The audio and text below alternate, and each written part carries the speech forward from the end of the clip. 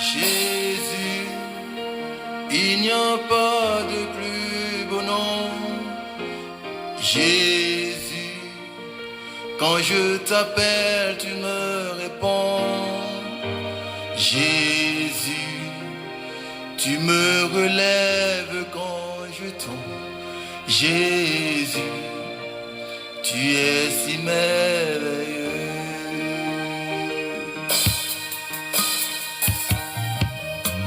Jésus, il n'y a pas de plus beau nom. Jésus, quand je t'appelle, tu me réponds. Jésus, tu me relèves quand je tombe. Jésus, tu es si merveilleux. Bienheureux dans la foi, nous sommes très ravis de prier Dieu avec vous ce matin. Que la force de Dieu Tout-Puissant, le Père, le Fils et le Saint-Esprit soient avec vous. Avant que je t'eusse formé dans le ventre de ta mère, je te connaissais. Et avant que tu fusses sorti de son sein, je t'avais consacré. Je t'avais établi prophète des nations. Bien-aimé, faisant nôtre cette promesse divine tirée du livre de Jérémie, chapitre 1, le verset 5, faisons confiance à notre Dieu révélé en Christ Jésus.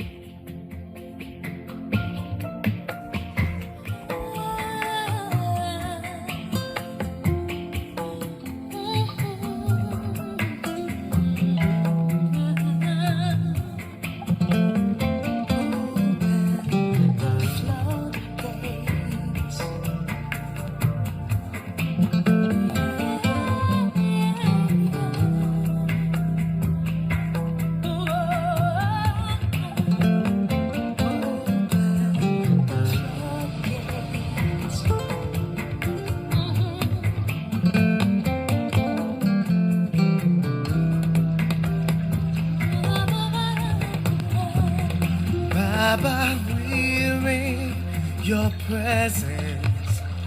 Let it rain. Oh, your rain. Let it fall on me. We're in your presence. Let it rain. Oh, your rain. Let it fall on me. We're in your presence. Let it rain. Oh, your rain. Let it fall on me.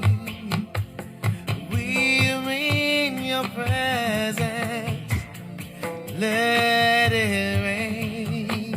Oh, your rain. Let it fall on me. Bien-aimés dans la foi, l'évangile de Christ Jésus, selon Matthieu au chapitre 22, les 14 premiers versets, nous présente encore une fois l'opposition entre Jésus et les pharisiens. Ces derniers sont les premiers bénéficiaires des promesses de Dieu, mais se sont détournés de Jésus. Pourquoi ce revirement? Dévoilons le contenu de cette péricope de Matthieu 22, 1 à 14, pour comprendre. Lisons donc. Jésus leur parla de nouveau au moyen des paraboles. Il leur dit, « Il en est du royaume des cieux comme d'un roi qui célèbre les noces de son fils. Il envoie ses serviteurs convier les invités aux noces. Mais ceux-ci refusent de venir. Alors il envoie d'autres serviteurs pour insister de sa part auprès des invités. Portez-leur ce message. J'ai préparé mon banquet. J'ai fait tuer mes jeunes taureaux et mes plus belles bêtes, et tout est prêt. Venez donc aux noces. Mais les invités restent indifférents et s'en vont, l'un à son champ, l'autre à ses affaires. Les autres s'emparent des serviteurs, les maltraitent et les tuent. Alors, le roi se mit en colère. Il envoie ses troupes exterminer ces assassins et mettre le feu à leur ville. Ensuite, il dit à ses serviteurs, le repas de noces est prêt, mais les invités n'en étaient pas dignes.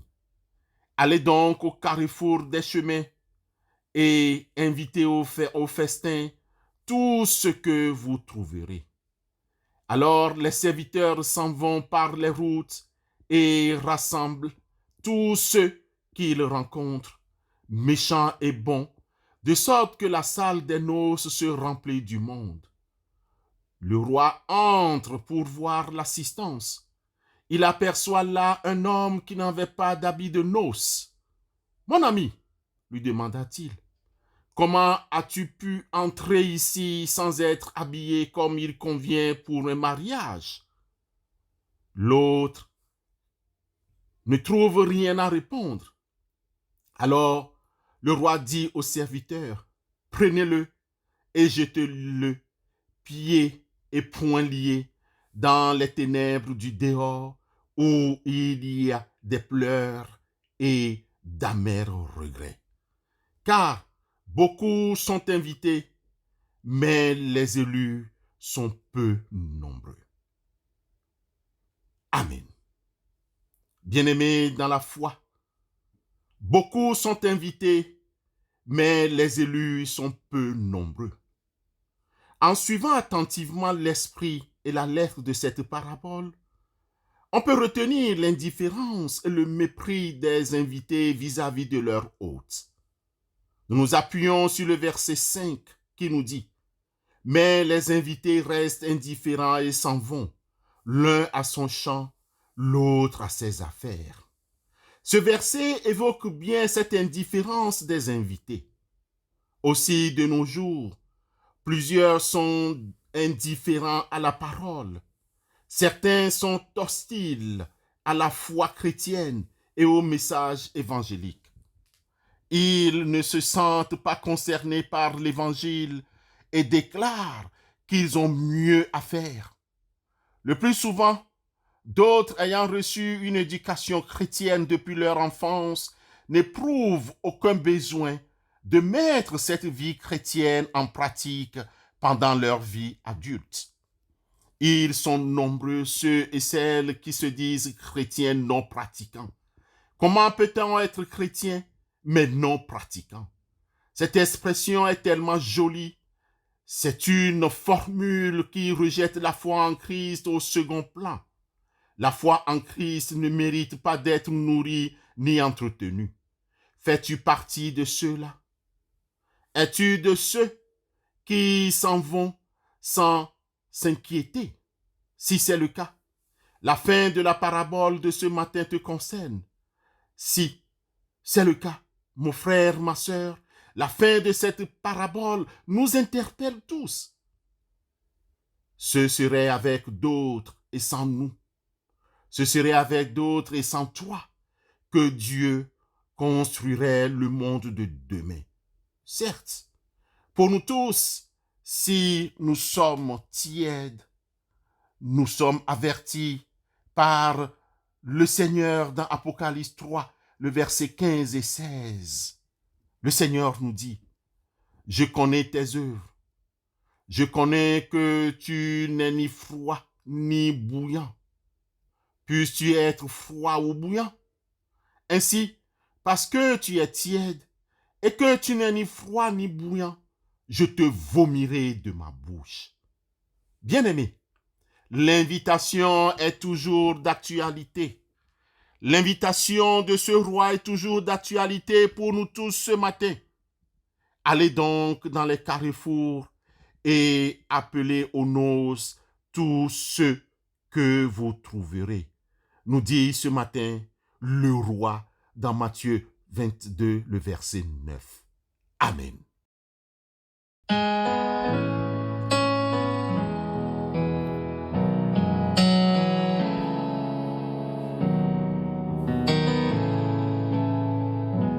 Bless the Lord, oh my soul, oh my soul. I worship His holy name. Sing like never before, oh my soul. I worship Your holy name. The sun comes up. It's a new day drawing. It's time to sing His song again. Whatever may pass and whatever lies before me, let me be singing till the evening comes. Bless the Lord, oh my soul. Oh, my soul, I worship His holy name. Sing like never before.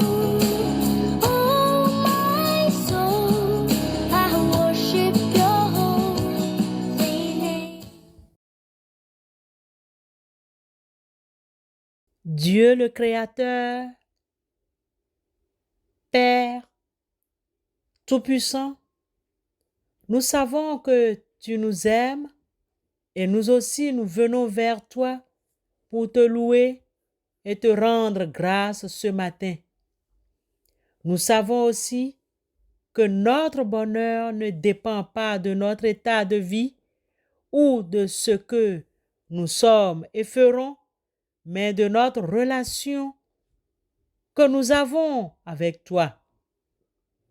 Nous cherchons qu'une chose, être disponible pour te servir, car toi seul, Seigneur, peux combler les désirs les plus profonds de notre âme. Seigneur, nous te remercions de nous rassembler pour construire un monde plus juste et plus fraternel. Tu comptes sur nous pour que demain soit plus lumineux. Nous te remercions, Père, de nous aider à faire le bon choix, de nous réveiller lorsque nous tombions dans la passivité. Que ta grâce nous accompagne en toutes choses. Au nom de Christ Jésus, notre Rédempteur. Amen.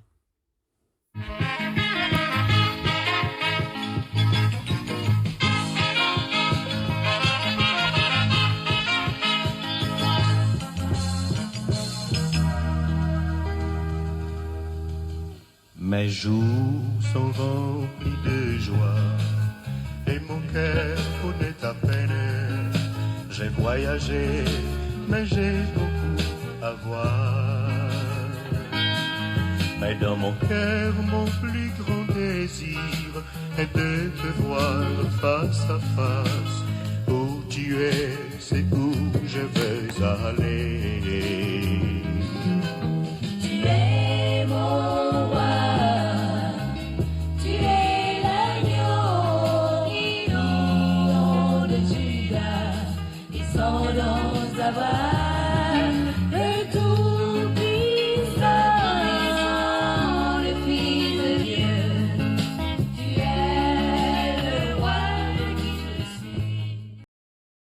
Dieu peut vous combler de toutes ses grâces afin que vous possédiez toujours, à tout point de vue, de quoi satisfaire à tous vos besoins et que vous ayez encore en abondance pour toute œuvre bonne.